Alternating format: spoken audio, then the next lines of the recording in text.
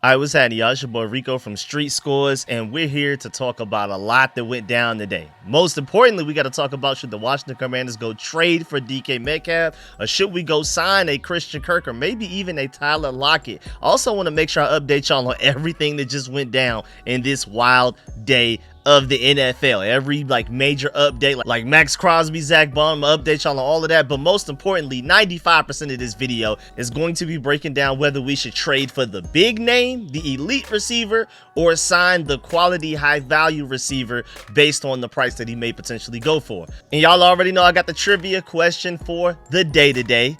Trivia question says the Commanders capped their second 3-game winning streak of the 2022 season with a 19-13 victory over what team at FedEx Field in week 12? I already know the answer because y'all, I remember any game where we beat this particular team that I hate the most out of the entire NFL. I'm gonna give y'all the answer to that question at the end of the video, but before we get into everything, make sure you stiff arm that like button, stiff arm the subscription button, and stiff arm the bell next to that subscription button so you get notification each and every time I release an informative and opinionated video just like this. Without further ado, let's go ahead and dive into this video right now, man. Let's get it.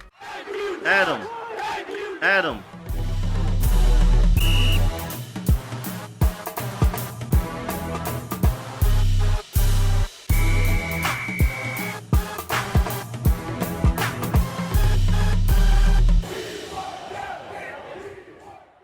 All right, so let's start with the Seahawks wide receivers. I'm not going to spend too much time on Tyler Lockett, even though, even at his age, you could argue that maybe he would be at least a slight improvement what we had from last year, the receiver core that Jaden Daniels worked magic with and carried all the way to the NFC Championship. But we're more so here to talk about DK Metcalf as far as trade, Christian Kirk as far as a free agent signing. But Tyler Lockett was cut by the Seattle Seahawks, which gives the Seattle Seahawks $17 million worth of cap space relief. That's why they did it. And I know Jackson Smith and Jigba, I know it went viral about how sad he was because he just looked up and all of a sudden both of his running mates are gone at the same time within a couple of hours of each other. It wasn't like Tyler Lockett got cut one day and then DK Metcalf the next day. I'm not even sure if it was an entire hour between the two. But either way, it seems like the Seattle Seahawks are destined to lose both DK Metcalf and Tyler Lockett in the same offseason. I'm not even going to recognize that team, man. And so, most importantly, the main reason why we're here is that Seattle star, emphasis on star, wide receiver DK Metcalf has requested a trade from Seattle, and the team has decided to explore it per Ian Rappaport and Tom Pelissero. There's likely going to be significant interest in the Seattle star, and both sides will dig into it. A big-time wide receiver who may be on the move. And from what I've seen so far, when players have requested trades outside of Myles Garrett being held hostage by the Cleveland Browns, these trades have been honored and those guys have ended up moving. I'm not worried about, as far as the Commanders landing DK Metcalf, if the Seattle Seahawks actually even plan on letting them, honestly, honoring his trade request and letting them actually seek a potential new landing spot. It's not the Seattle Seahawks end of it. It's all of the competition that we have with other teams out there who are definitely going to try and trade for DK Metcalf. We'll get to that later. But two-time Pro Bowl wide receiver DK Metcalf, and that two-time Pro Bowl is a little misleading. He's better than that. Has requested a trade, and the Seattle Seahawks have agreed to explore options. Days before free agency, the 27-year-old Metcalf immediately becomes the top wide receiver available, and I would agree. We're going to dive into that later as well. We're going to dive into the full list of all of the available free agent wide receivers, and basically how if this were 2022, this would be the best wide receiver free agency class of all time. But you can definitely make an argument that even though you have to trade for DK Metcalf, he is the best wide receiver that's apparently available. And when I say available, I'm talking about unrestricted free agent or has officially requested a trade from his team. You could argue DK Metcalf is wide receiver 1 right now, immediately the moment that he requested that trade. DK Metcalf and the Seahawks met today, and the decision was made to pursue trade opportunities. Metcalf still has 1 year and $18 million left on his contract. Not that expensive, just a little bit more expensive than Deebo Samuel, like $0.5 million. And any team giving up the type of compensation it would take to get him would likely want to get a new deal done. I'm pretty sure DK Metcalf wants a new long-term deal. That's why he wants out of Seattle. I'm pretty sure he doesn't want to leave Seattle because they're just a terrible team. They're not that bad. He wants a new deal. Seattle's not willing to give him that. I guess they don't have the cap space or whatever. And so if you're trading for DK Metcalf, already have it in your head you're going to end up giving him a new contract extension, which may make him cheaper 2025 wise specifically only, but after that you're about to be paying him big money every year after 2025. And I mean, it's crazy too, because just a few days ago Mike McDonald, their head coach, said we want to get the ball to DK, we want to make sure he's a focal point of our offense. And then GM John Schneider just said a few days ago as well, where things stand, I'm not sure. He's on our team. He's big, strong, fast, and a physical receiver. Both of these guys were talking highly of him, especially the head coach. The head coach literally said, we want him to be a focal point of our offense. And now suddenly he's requesting a trade. Pretty sure if it were up to Mac McDonald, they would keep DK Metcalf, but DK Metcalf probably wants to go elsewhere to more of a contender, but most importantly, probably to go get more money than he can get with the Seattle Seahawks. And again, just a reminder, he has 1 year left on his contract. A trade would likely also include an extension on that deal. Unlike us, we traded for Deebo Samuel without an extension in mind. We just were like, hey, we'll trade for you, 5th round pick. We're going to give you this 1 year prove it year type of thing, see what happens. But DK Metcalf is one of those guys you trade for, you have the extension in place. Just like Myles Garrett, if we were to trade for him, you would already have that extension in place, already agreed upon by Myles Garrett before the trade even goes through. And Phil Yates also pointed out the fact that it's technically a weak free agency class at wide receiver, and especially a down year in the 2024 draft class at wide receiver as well. So DK Metcalf will be wanted by a lot of teams out there because he's clearly on his own level. You could argue he's in his own tier as far as available wide receivers right now. And just to let you know, teams called the Seahawks prior to the NFL trade deadline last November, this past season, with interest in trading for DK Metcalf. This has been building up for several months, and now an official trade request has been made. So this just kind of seems like it was always destined to happen. Now, mind you, DK Metcalf is a different type of guy. You know, with the dyeing of the hair is cool, and you know, him being, you know, somewhat of like an on the field concern as far as character and things like that. I mean, he may not be as rowdy as my dog George Pickens, but you know, DK Metcalf is kind of up there. He's not a Terry McLaurin, I would say, is the best way to describe him. But at the same time, man, that boy is talented, and that boy has been very productive. Let's break it down, because he's recorded 900 plus receiving yards in every season since entering the league in 2019. I want to really emphasize how much of a floor this guy has, where no matter what, you can guarantee he's going to give you a certain level of production. And as much as I love Deebo Samuel's ceiling, he doesn't have the floor of a DK Metcalf at all. Barely anybody available right now, including, again, unrestricted free agent wide receivers and wide receivers that have already requested trades. I don't think anybody else has the floor of a DK Metcalf, where you know what you're getting 100%, at the very least a 900-yard receiver.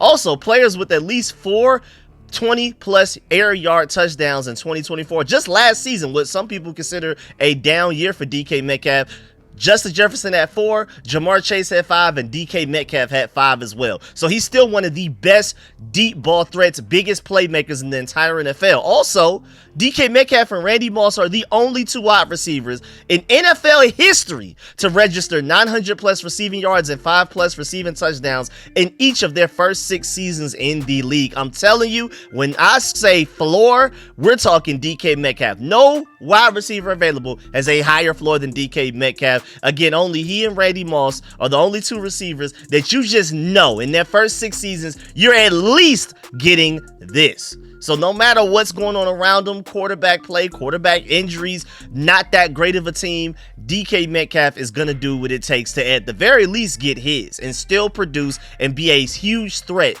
against opposing defenses. And hey man, maybe from the Commanders' point of view, Bobby Wagner could come over here and vouch for DK Metcalf as well. And then shouts out to Matt Hartman, because he says no matter where you rank DK at his position overall in the entire NFL, he's a good perimeter receiver in his prime who now might be available. It might be the only such player this off season.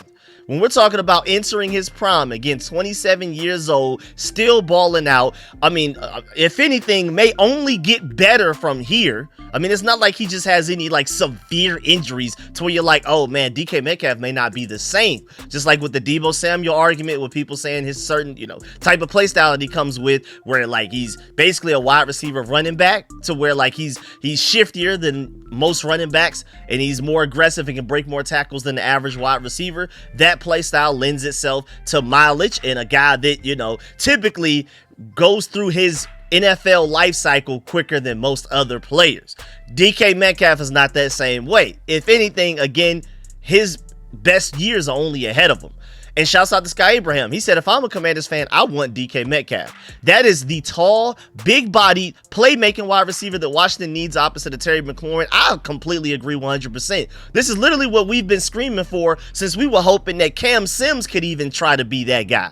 Ever since we've had Terry McLaurin and we knew he was the one, I've been trying to pair him up with elite, tall receivers through the draft, free agency, everywhere I could look. I'm always looking for somebody that, you know, best case scenario, they turn out to be DK Metcalf. Well, now you have DK Metcalf himself available. Then you also have the versatility of a Deebo Samuel already in place where you can line him up anywhere. Terry, DK on the outside, Deebo Samuel in the slot, but anywhere else as well. I'm telling you, watch out. Metcalf is a demon on the outside, completely uncoverable. There's no way you could cover Terry and DK. And then you have Deebo Samuel on top of that. And then your quarterback is Jaden Daniels. Come on, man. That would easily be the best wide receiver core in the entire NFL and arguably the best overall offense in the entire NFL. And that's before we upgrade our offensive line and running back position. But even with as bad as I want DK Metcalf, I can agree and I can admit that even after, and I'm letting you know this, I want DK Metcalf even after the Deebo Samuel trade. Like today, I would trade for DK Metcalf, but I'm pretty sure we are out of the DK market right now, though. First of all, there are more desperate teams that need to spend more money on receiver than us, so I can see us getting outbid that way as far as talking to DK Metcalf, potential landing spots that he wants to go to, and maybe other teams are willing to pay him more money than we're willing to pay him because we already have Terry, who we're potentially trying to extend, and we just traded for Deebo Samuel. And if you're a glass half full type of guy, and the reason that you even made that trade is that you're hoping the Deebo Samuel experiment works out, and then you'll have to pay him in the future as well. That's the hope. But also, there are more desperate teams out there with way higher draft picks than us as well. And I could definitely see us getting outbid that way as well. Not only just money-wise, but draft pick compensation-wise in a trade for DK Metcalf. Because if I had to bet right now, I'd probably say the Patriots is his most likely landing spot. Compared to us, their draft picks in each round are 4th in that round, while ours are 29th in every round. The Seahawks will most certainly take that into account. And so no matter the round, our draft pick is always lower than the Patriots, basically. And we would have to basically offer higher round draft picks than them to even compete with the chance of getting a DK Metcalf. And so Mark Tyler said, how about Jonathan Allen in a second rounder? I ain't gonna lie. If they're willing to do that, I for sure would, but I just highly doubt the Seahawks will be willing to do that. I mean, they do need a defensive tackle like a Jonathan Allen. I feel like that could technically be a beneficial trade right there, but again, I highly doubt Jonathan Allen's going to be included in any draft pick trades, whatever I don't think it's going to be likely that we trade Jonathan Allen for a draft pick. I don't think it's going to be very likely that we can include Jonathan Allen in a trade for a great player like a DK Metcalf. I think we're just going to end up having to cut Jonathan Allen and just accepting whatever compensation that we potentially do not get. You know what I'm saying? If we can get like a 6th or a 7th, great. But ultimately, the goal of cutting in Jonathan Allen is for the cap space relief, over $16 million worth. But hey, man, if you can somehow turn Jonathan Allen in a second rounder into DK Metcalf, of course we lose a second round pick, but then DK Metcalf is $18 million against the cap right now. Again, you would probably extend them and that would change. But Jonathan Allen is 16 point something million against the cap, 16.3 about 16.4, which means that ultimately you trade away Jonathan Allen, a second round pick, you get DK Metcalf, and you're only netting a loss of 1.4 million against the cap, 1.6 about. And so I'd be super willing to do that. I just highly doubt it happens.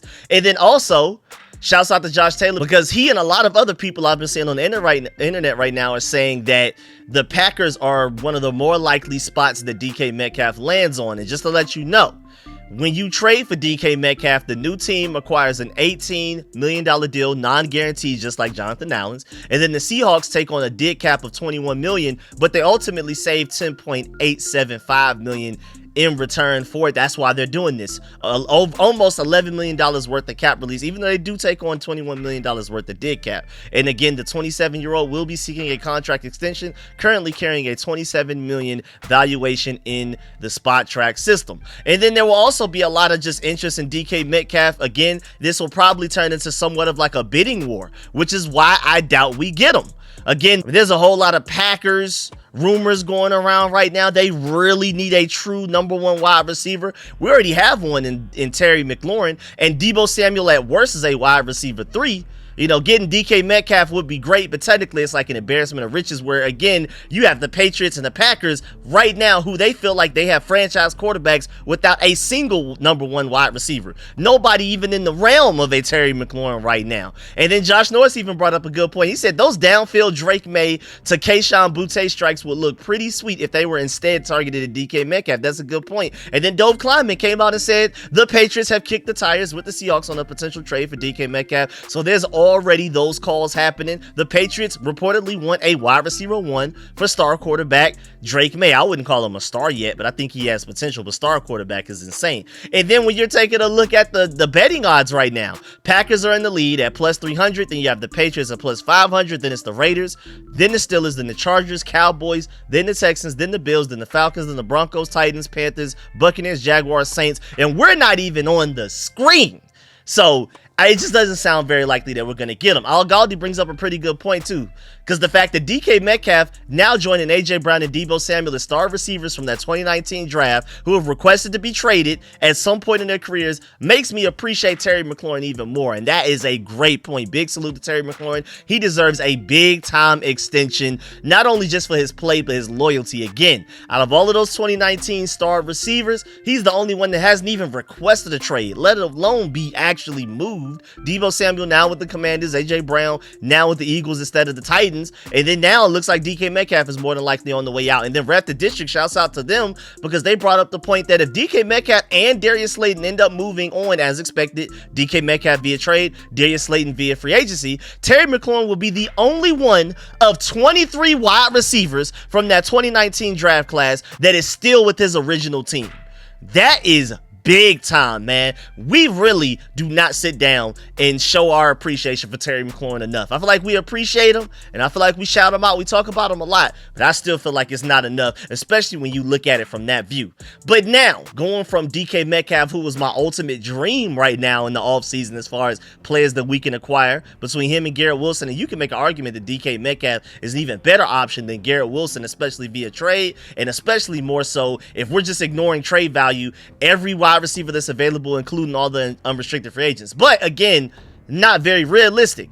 But who is realistic? We have Christian Kirk. And the Jaguars plan to officially release veteran wide receiver Christian Kirk. And this was expected for a while now. I did a video like a couple of weeks ago saying that, yeah, the Jaguars are expected to release veteran Christian Kirk. And it seems like it's pretty much all but said and done. It just needs to officially be done. I don't know what the wait is. I'm pretty sure by the time I release this video, it'll probably be like an official announcement. He has been cut or something like that. And all the first thought I had was, hey, man, that Tedoroa McMillian kid that's coming out of the draft, hey, man, Jacksonville looks like, hey, go ahead and get that jersey ready, man. Go ahead and get used to being in Duval County, because that's next up, man. The Jacksonville Jaguars are the 5th overall pick. Maybe they don't feel like it's worth it to get them that high, but I know for sure that boy McMillian is not making it at the very least past the Seattle Seahawks, who are trading away DK Metcalf right now at pick 18. He's not dropping any further than that right there. I think his range is somewhere between 5 and 18.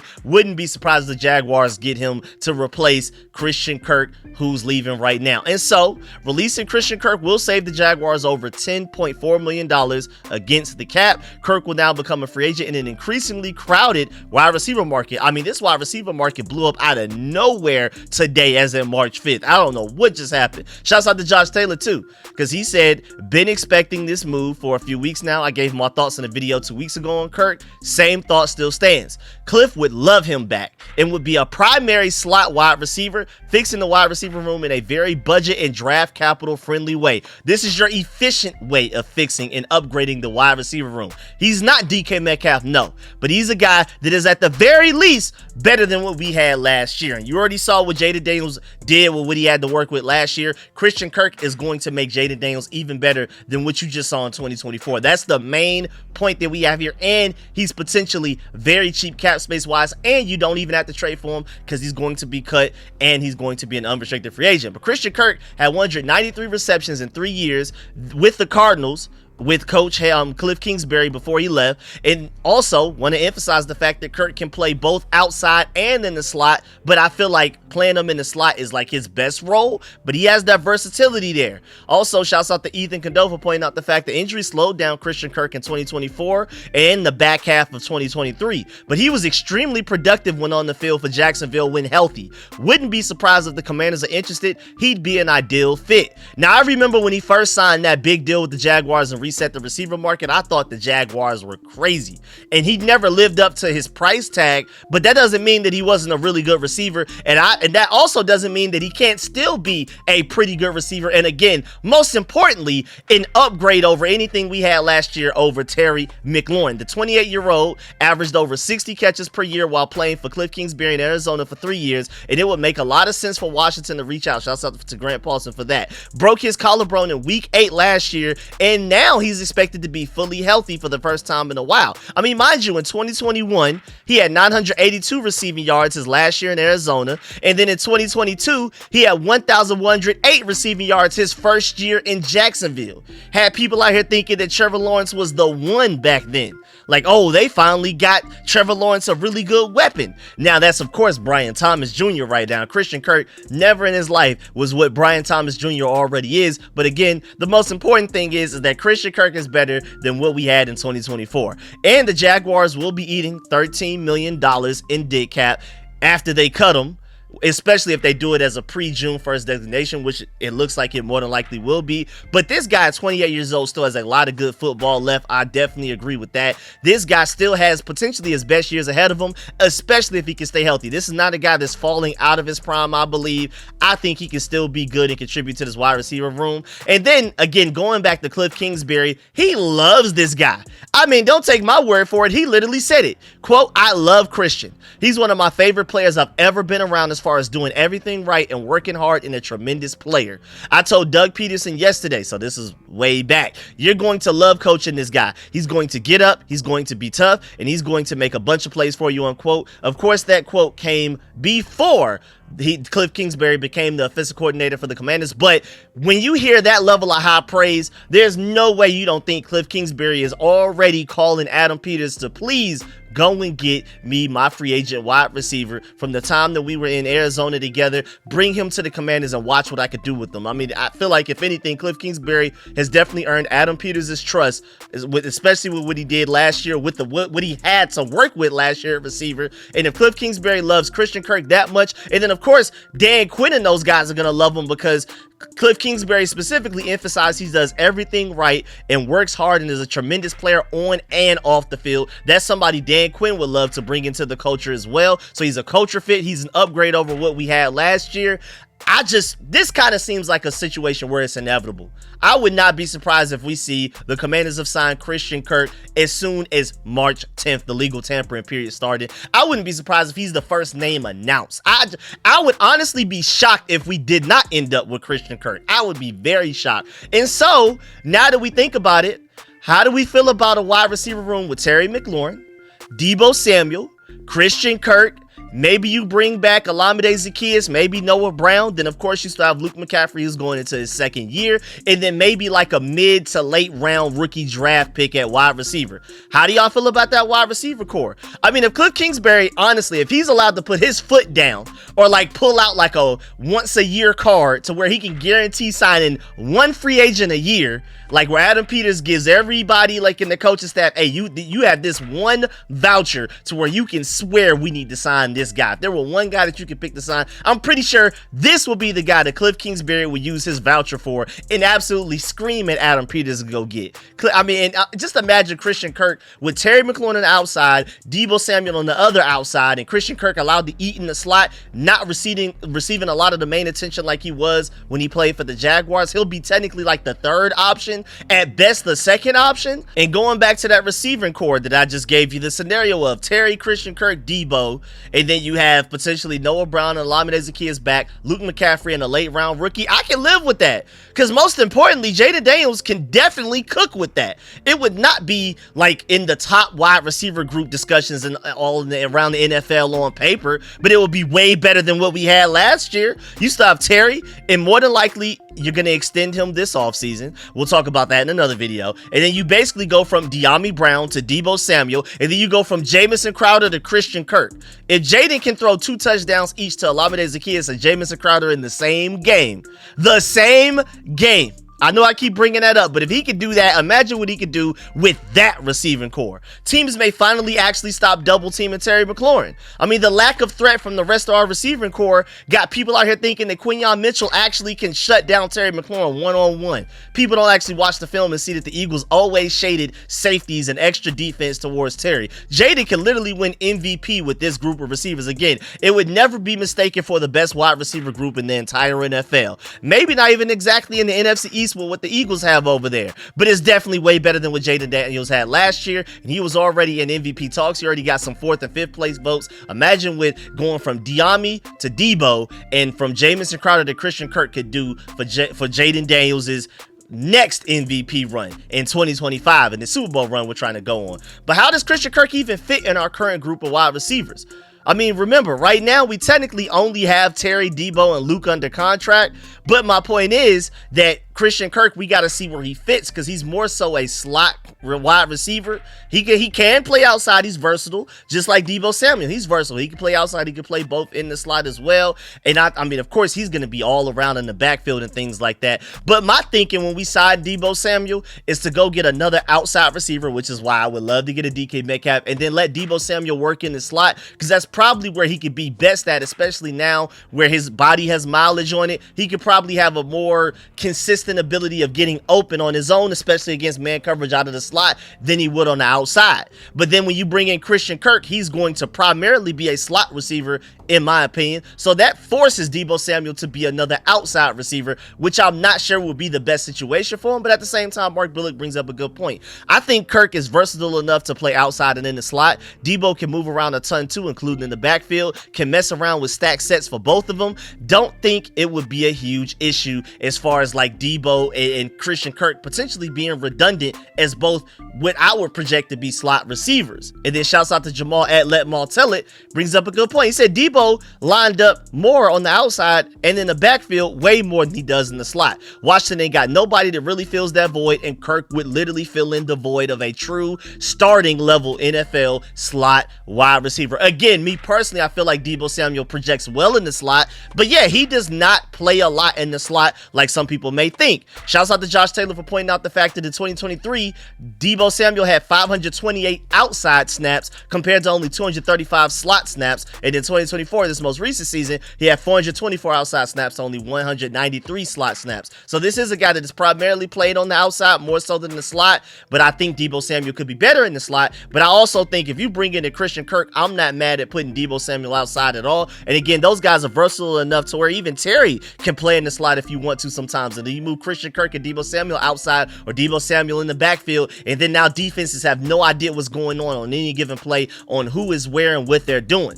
And it also shouts out to Jamal at Let Martella, because I agree with this as well. Like, getting Kirk on a 1 to 2 year deal is a win, preferably a 2 for me. And I agree, I'm definitely down for a 1 to 2 year deal for Christian Kirk. I would definitely prefer to just go ahead and get him on a very cheap 2 year deal rather than us signing him on a 1 year deal, and then now you got to figure out how to pay Deebo and Christian Kirk next year. Also shouts out to Grant Paulson. He said, I'm in on Christian Kirk.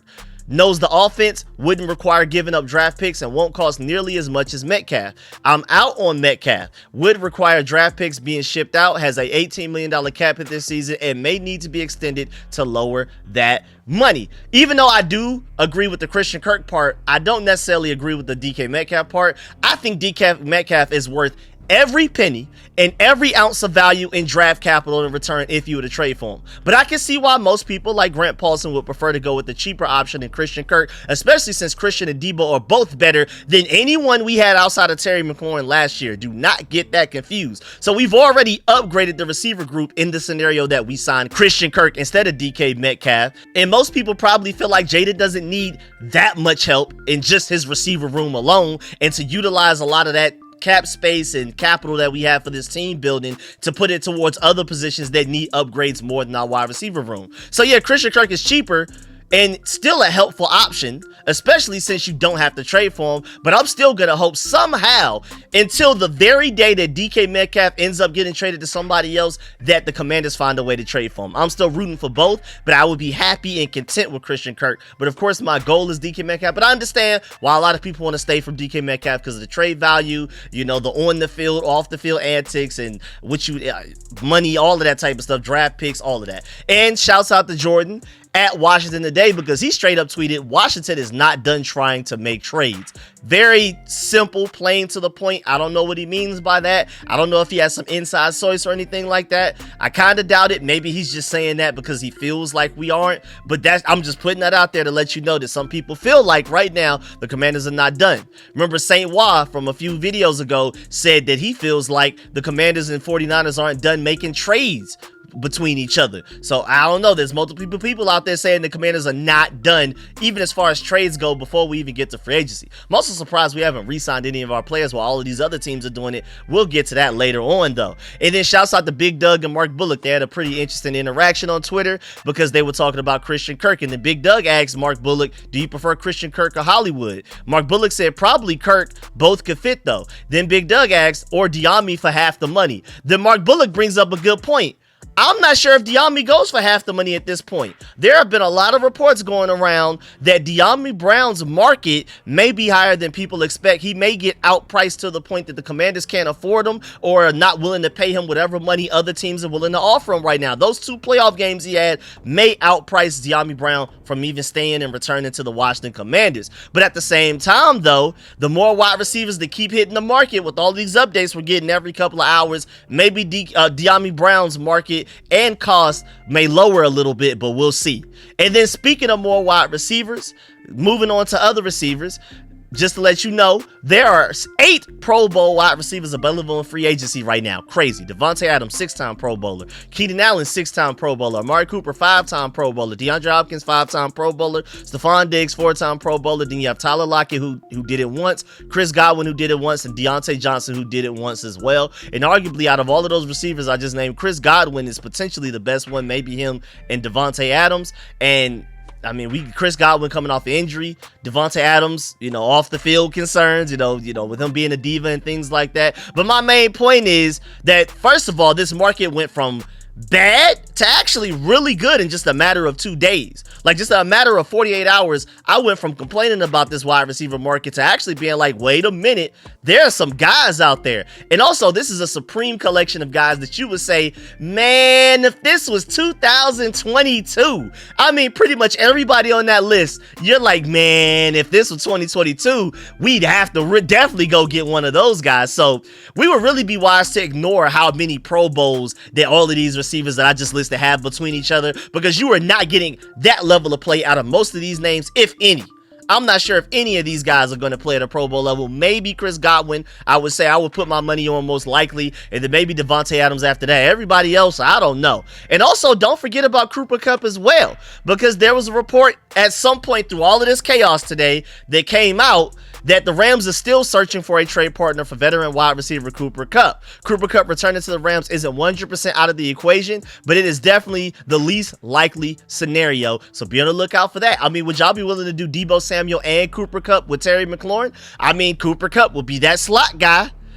Christian Kirk probably has a higher ceiling, but you could argue that maybe Cooper Kupp has the higher floor in the slot, and the same everything else still applies. Same logic from earlier. Deebo Samuel outside in the backfield, moving around. Terry McLaurin on the outside, but moving around. And then Cooper Kupp will be a true slot receiver like a Christian Kirk. But I understand why other people would prefer to go with the smoother. We know what we're getting in Christian Kirk, and potentially, because Cooper Kupp's injuries have been more so nagging and random injuries, where you can't really necessarily predict his future of staying healthy, even though I keep emphasizing Zach Ertz played 20 games last year, y'all. So I'm always looking at everybody super optimistic, glass half full as far as health goes for when we're looking at which players we should acquire. And Christian Kirk, I feel like the difference between him and Cooper Kupp, and Cooper Kupp definitely played at a way higher level than Christian Kirk has ever played, but Christian Kirk gives you a little bit more dependability as far as like, will he be available and durable to play on Sunday? So, I mean, either one, I'm happy. Cooper Kupp or Christian Kirk, I feel like both of those are pretty good options. I'm pretty sure us trading for Deebo Samuel took us out of any big name wide receiver market. So Christian Kirk and Cooper Kupp,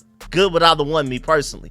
And then also, just to let you know, as a roundup for the day, we already talked about Seahawks wide receiver DK Metcalf requesting a trade, but then the Chiefs traded guard Joe Thuney to the Bears for a 4th round pick in 2026. Again, a lot of people are trading for 2026 picks because that draft class looks way deeper than what this 2025 class coming up in April looks like. Then, of course, the Seattle Seahawks cut Tyler Lockett. Jaguars will cut Christian Kirk. We already talked about those. Raiders will cut quarterback Gardner Minshew. Bengals defensive end Sam Hubbard retired. Raiders signed guard Alex Kappa for some crazy reason. And mind you, the Bears traded for not only Joe Thuney, but also Jonah Jackson from the Rams as well for a 6th round pick. And so now they have Joe Thuney and Jonah Jackson for a 4th and 6th round pick. That Joe Thuney trade was crazy. That was a great trade for them. But the Jonah Jackson one, I don't know about that one. But my point is, the NFL was going crazy today. I can't even keep up. I'm afraid to even finalize this video and release it because new information may come out immediately afterwards and I'm going to look crazy talking about some of these names. But the Las Vegas Raiders, again, it's not relevant to the Commanders, but I just want to always make sure y'all are informed on as much as possible that's going on around the NFL. Max Crosby agreed to a 3-year, $6.5 million extension that included $91.5 million guaranteed with the Raiders, which means Myles Garrett is now even more expensive. Also, the Eagles re-signed All-Pro linebacker Zach Bond to a 3-year, $51 million contract with $34 million guaranteed. He is now the 4th highest paid linebacker under my dog Roquan Smith, my Georgia dog, number 1 highest paid linebacker. Then there's Fred Warner, then Tremaine Edmonds, and then now there's Zach Bond. Shouts out to the Eagles for even getting them for that price. I thought they would have to pay more for that. So, I mean, hey, he's buying into the fact that they won a Super Bowl. That's the benefits of winning Super Bowls. People believe in you. Oh, I just got a notification that David Mayo just announced his retirement as well. That's super random. It's a lot going on right now. But it's interesting that the Eagles they gave Saquon Barkley, a running back, big money on Tuesday, and then Zach Bond, big money on Wednesday. I mean, you know, people typically don't pay their linebackers and running backs. You know, that's like those are the 2 devalued positions. Linebackers are arguably the running backs on the defensive side of the ball, and the Eagles are like, forget that. We're breaking the mold. We're giving linebackers and running backs big money because they deserve it, and it's working. And also, shouts out to the Eagles because they are doing things right. I got to shout out Howie Roseman. I got to give him his flowers because Jalen Hurts is signed through 2029, Saquon through 2030, AJ Brown through 2030, Devonta Smith through 2030, Jordan Mailata through 2029, and Landon Dickerson through 2029 as well. So a lot of their core, they're good to go. They're not even worried about it. So shouts out to them. Sounds like they're not going anywhere soon. I'm not depending on the Eagles to get worse. I'm expecting the Commanders to get better, and that's how we're going to beat them on our way to winning the Super Bowl this upcoming season. And then also be careful, buyers beware, because Tom Pelissero said that 49ers left guard Aaron Banks could get a deal that pays him up to $18 to $20 million per year in free agency. That is terrible. We were talking about the wide receiver market being bad just 48 hours ago. This offensive line market is even worse if Aaron Banks is out here potentially going for $18 to $20 million per year. Commanders, I expect y'all to not fall for that, but I still just wanted to make sure y'all are aware that not every position group in the NFL right now as far as free agency and guys that are available are treated equal. Aaron Banks is out here going for $20 million, y'all. Nah, it's cooked. This offensive line market, man, please go give me Ronnie Stanley so we can keep it pushing, man. Hurry up before the price goes up even higher. If Aaron Banks is getting 20 mil, I'm scared of what Ronnie Stanley may be getting. But yeah, man, that's the end of this video. Please get in the comment section. Let me know how you feel about everything discussed in the video. Please stick on that like button, stick on the subscription button, stick on the bell next to that subscription button so you get notification each and every time I release an informative and opinionated video just like this one. And as promised, I have the answer to the trivia question from earlier. Of course, it's the Atlanta Falcons, man. I don't hate any other team in the NFL more than them. So you already knew I knew the answer to the question off rip. But I'm curious as to how many of y'all knew that before I gave y'all the answer. And of course, if you made it this far in the video, salute to you.